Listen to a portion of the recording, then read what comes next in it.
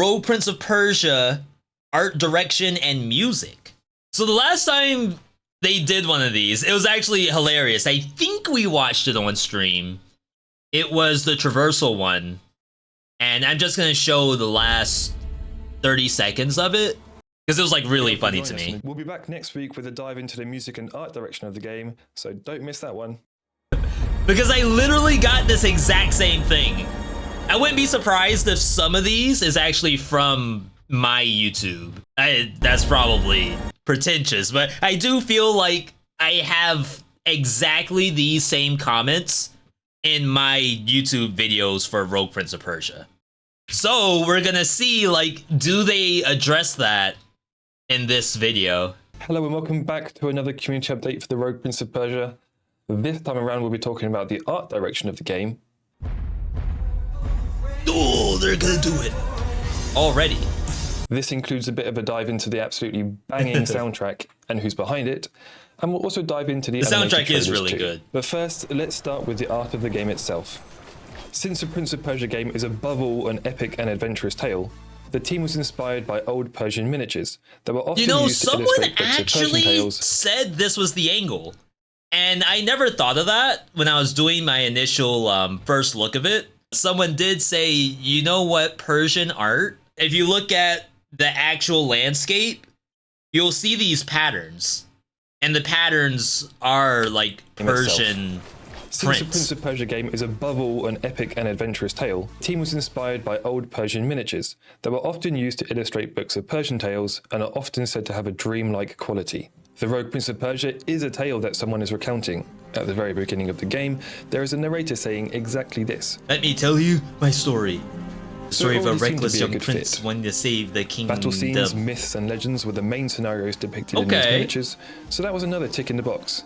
On top of that, the painters were often supported financially by the royal family, and this is a game about It's funny, there's always jokes on Twitter where it's like, artists was keeping you from doing this, and it'll be like this elaborate marble statue. And it's like, the reason why we're making anime girls in Blender instead of like marble statues is that the statues are usually funded by the government, basically. There's no government funding anime girls in Blender. Prince of Persia, so for us that sense of nobility seemed to be a natural fit for the game too. When discovering those you can Persian kind of see the miniatures, we prints. were all charmed by how bright and colourful they are. The use of clean colours, which you can clearly see in our art direction, were captivating. But these pieces of Persian art, while beautiful, don't have much sense of depth and are quite busy. When you're playing a game, even a 2D one, you need to be able to distinguish the foreground, background and gameplay elements. That's true. So, to counter this, and also probably because we have mostly French people in the team, we also drew heavy inspiration from Franco-Belgian bande dessinée artists. But we can say that the sci-fi fantasy work of Mobius, the pseudonym of Jean Giraud, was a big inspiration in particular. His work also used vivid colours, like the Persian miniatures. That's kind of cool. That almost looks like it could be a Rogue Prince of Persia level by itself. Like, just put this image in the game, have the character like running along this. That's literally the game. His work also used vivid colours, like the Persian miniatures, with clean lines that are occasionally broken, giving it a distinct style. Epic backdrops framed central characters with unusual colours, inspiring your imagination to run riot and lending another dreamlike quality to the image. Why was I about to say, wait, isn't this supposed to be ancient art? Why do they have astronauts and space tubes in ancient art? What kind of conspiracy is this? Inspiring your imagination to run riot and lending another dreamlike quality to the image. This was particularly inspiring to us as the game's story is a dreamlike myth. The prince has Ebola, which takes him back in time every time he dies, and he needs to save his country from an invasion that's using a dark magic new that biome? corrupts We haven't seen this biome yet. I think we saw this spear guy in the last trailer, but this does not look familiar to me. To use it. It's not exactly grounded in reality. Of course, working on the Prince of Persia IP also means that we're going to draw inspiration from the series, and you will see the impact of every entry in the series on our game. From the rotoscoped sprites of the 1989 version and its purple-skinned prince, to the classic Sands of Time and beyond. Oh, the prince was purple back then? Oh, it like changes. Version and its purple-skinned prince, to the classic Sands of Time and beyond. Put this all together and you end up with a unique visual identity of the Rogue Prince of Persia, and it's one that we're proud of. So now that the art direction is finished, let's go into another immensely important element of video games, the soundtrack. We really wanted to pay respect to ancient Persian music styles, but with a modern, urgent twist that would fit the action platforming gameplay. But then Johan, who was working on the music for Dead Cells with us at the time, mentioned Persian trap. Curious, we turned to Google, as you do, and You're making a game, someone says, oh, you should use Persian trap in the music. So then you go to Google to figure out what is Persian trap. an artist called Asadi popped up. From the first listen, we knew it could only be him. Asadi is a Persian-American electronic music producer and artist with a unique sound, using a wide array of traditional Persian instruments such as the setar, the tar, and the daf. Asadi expertly blends the unique melodies he creates with electronic, hip-hop, and trap influences. The result is inspiring. Let's have a listen. Alright, this is Asadi.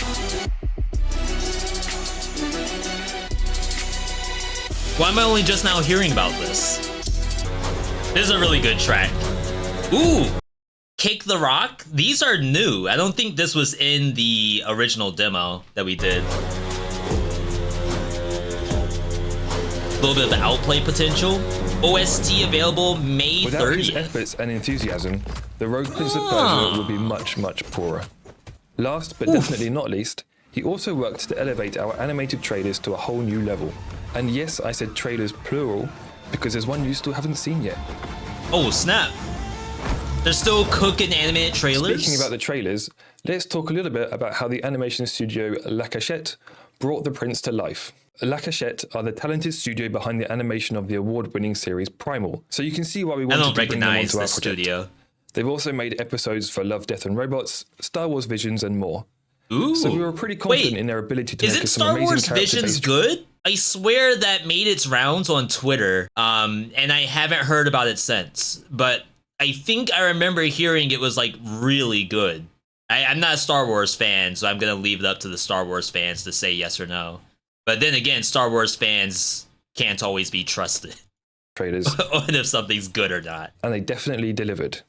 They've already helped us to show you a prince who is highly skilled in acrobatics and combat, and who will stop at nothing to stop the Hun invasion of his beloved Persia, who can't stop himself from helping anyone in need of aid, bound by his duty to protect his people. Combined with Asadi's stirring compositions, these trailers reflect the headstrong, yet caring hero you will discover in the game. So that's about it. I hope this has given you a better idea of our inspirations and how much care we've put into this version of the Prince and the game itself. Yeah, this is cool. Yeah, we're all extremely excited to be working on our own entry into this iconic video game series, and we're extremely excited to share it with you all. Shout outs to Ubisoft for even allowing this to happen. Early access, May 27, so we know it got pushed back. Not truly for anything besides, hey, we gotta play some Hades 2 for a little bit.